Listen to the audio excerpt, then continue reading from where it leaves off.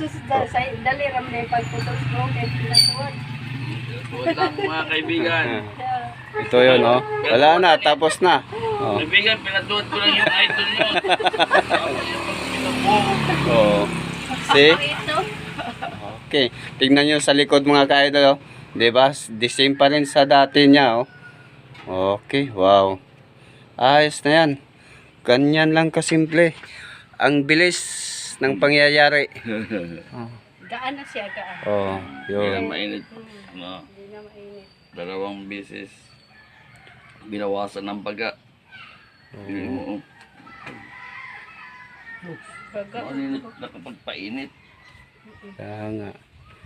Oh, see? Oh, anong palagay mo, idol? Ano sa tingin mo? Magana yung... Bagaan. Gaan na, gaan. Ayun, mga ka-idol. Ito Pag po yung... mahaba ang buhok ko, bigat kasi. Tanggal yung mga kapal. Sus, kung doon kami nagpapagupit sa parlor, Ngayon. ng mga bakla, hanggang ngayon hindi pa natapos. Dami pang chichiburichi mga ka-idol, oh. Yun, oh. Ano yun pa yan yung... Ito.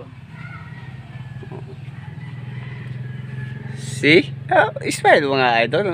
Kaya,